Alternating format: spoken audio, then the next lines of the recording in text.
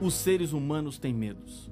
Alguns medos vão sendo adquiridos à medida em que somos traumatizados com as armadilhas da vida. Mas talvez o maior medo seja o medo do imprevisto, o medo de algo que não controlamos, o medo do futuro.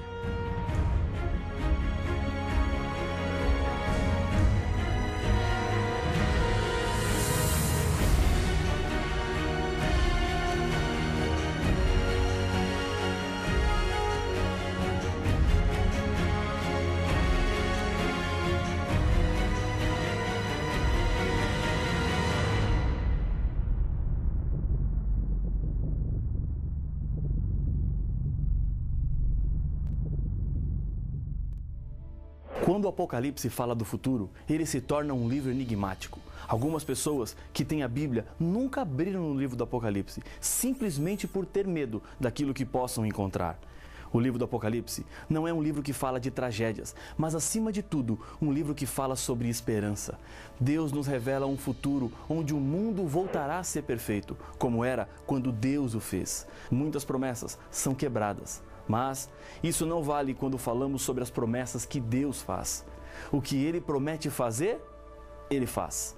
Deus não volta atrás das suas palavras e por isso cada promessa que Deus faz, na verdade, é uma certeza. A Bíblia tem centenas de promessas. O livro do Apocalipse está repleto delas, para fortalecer a fé de cada um dos fiéis. Em meio ao drama do conflito entre o bem e o mal neste mundo, Deus revela o alívio de sua graça através destas promessas que estão espalhadas em todo o livro do Apocalipse. São promessas que expressam o amor, a compreensão e o poder restaurador de Deus. Há também promessas chamadas de negativas, porque revelam o lado de justiça de Deus. Boa parte das promessas estão relacionadas com a segunda vinda de Jesus, outras com fidelidade e muitas com salvação e vida eterna.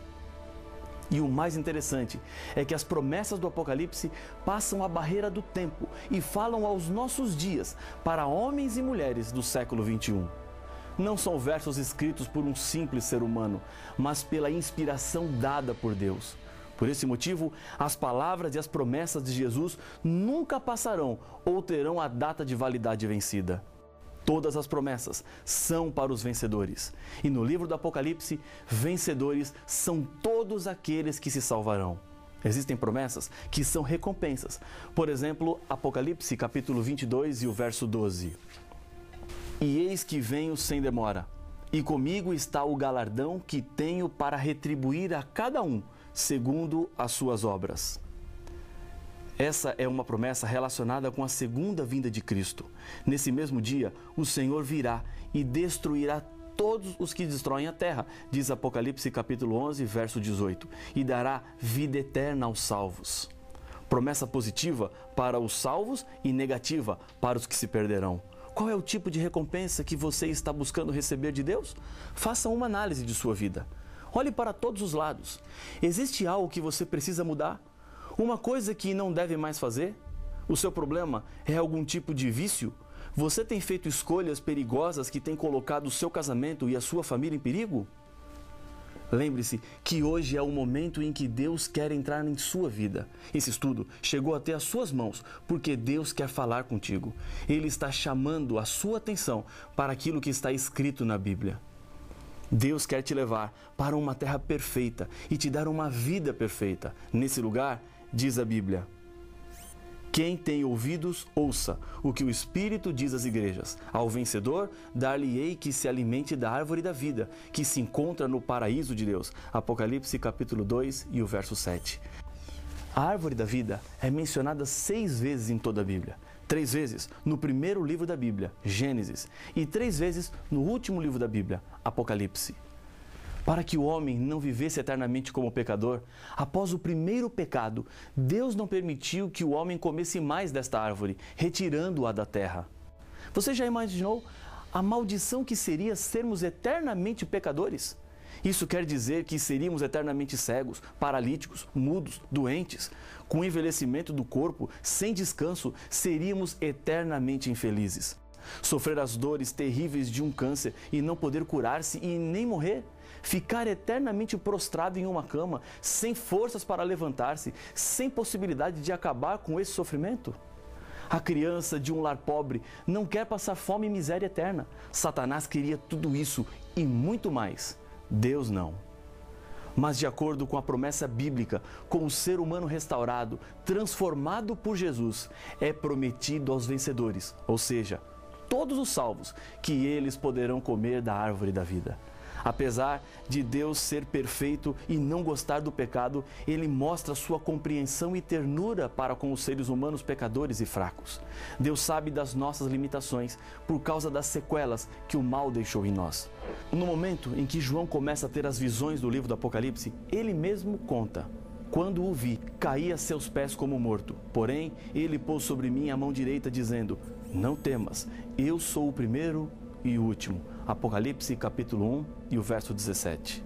No capítulo 2, verso 24, falando à igreja de Tiatira, outra prova da compreensão de Deus. Digo, todavia, a vós outros, os demais de Tiatira, a tantos quantos não têm essa doutrina e que não conheceram, como eles dizem, as coisas profundas de Satanás, outra carga não jogarei sobre vós. E em Apocalipse capítulo 3, verso 10, porque guardaste a palavra da minha perseverança, também eu te guardarei da hora da provação, que há de vir sobre o mundo inteiro, para experimentar os que habitam sobre a terra. Vivemos em uma época cheia de temores e provas. Viver não é fácil. Cada dia temos uma nova luta. Tudo isso faz com que as promessas do Apocalipse se tornem cada vez mais atuais e poderosas. A Bíblia nos adverte quanto à influência e à atuação de Satanás em nossa vida, o comparando a um leão. Em 1 Pedro, capítulo 5, versos 8 e 9, encontramos que: sede sóbrios e vigilantes. O diabo, vosso adversário, anda em derredor, como o leão que ruge, procurando alguém para devorar. Resisti-lhe firmes na fé, certos de que o sofrimento iguais aos vossos estão se cumprindo em vossa irmandade, espalhadas pelo mundo. Na sua luta contra Deus, o diabo está preocupado em destruir tudo que pertence a ele, incluindo a natureza e as criaturas. O mesmo apóstolo João, que escreveu o Apocalipse, em sua primeira carta, no capítulo 3, verso 8, nos diz: aquele que pratica o pecado procede do diabo, porque o diabo vive pecando desde o princípio. Para isso se manifestou o Filho de Deus, para destruir as obras do diabo. O mesmo capítulo 3 de 1 João explica o que é o pecado. Todo aquele que pratica o pecado também transgride a lei, porque o pecado é a transgressão da lei. O pecado existe porque a lei existe. Se a lei for abolida, como dizem algumas pessoas, isso significa que o pecado não existe mais. E ter certeza que o pecado continua existindo é fácil. Basta olhar para o mundo ao seu redor e você comprovará que existem princípios que, se forem quebrados, trarão dor e sofrimento para os seres humanos. Jesus não veio à Terra para mudar a lei. Jesus demonstrou para o universo que é possível guardar a sua lei, e ela é que nos protege contra os tubarões ou o leão que anda ao nosso redor, sempre pronto para nos destruir. Uma vez que a pessoa aceita receber Jesus em sua vida, recebe dele a salvação e assim deve viver de acordo com a vontade de Deus. Essa característica fica clara quando o Apocalipse declara que o povo de Deus na terra tem duas características. Acompanhe a leitura de Apocalipse capítulo 12 e o verso 17. Irou-se o dragão contra a mulher e foi pelejar com os restantes da sua descendência, os que guardam os mandamentos de Deus e têm o testemunho de Jesus, e se pôs em pé sobre a areia do mar. Satanás odeia a Deus e a sua lei, pois ela é a expressão do caráter de Deus. Por isso que quem vive contrário à lei de Deus está reproduzindo a conduta de Satanás. Jesus disse: se me amais, guardareis os meus mandamentos. João capítulo 14, o verso 15. Ao guardar os mandamentos, demonstramos a nossa identificação com Cristo. Isso explica por que o diabo ataca os que são fiéis a Jesus. E é na hora da provação que a promessa de Jesus se torna mais doce. Em Apocalipse capítulo 2, verso 10, Jesus nos promete: ser fiel até a morte, e dar-te-ei a coroa da vida. Esse é o plano maior de Deus para você, vida eterna. Ao compreendermos que Deus espera obediência à sua lei, outro passo deve ser dado. Ouvindo eles estas coisas, compungiu-se-lhes o coração e perguntaram a Pedro e aos demais apóstolos: que faremos, irmão?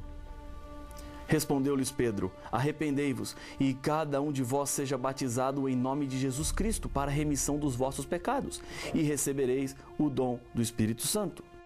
Atos capítulo 2, versos 37 e 38. Arrependimento representa uma mudança de vida e o batismo significa isso.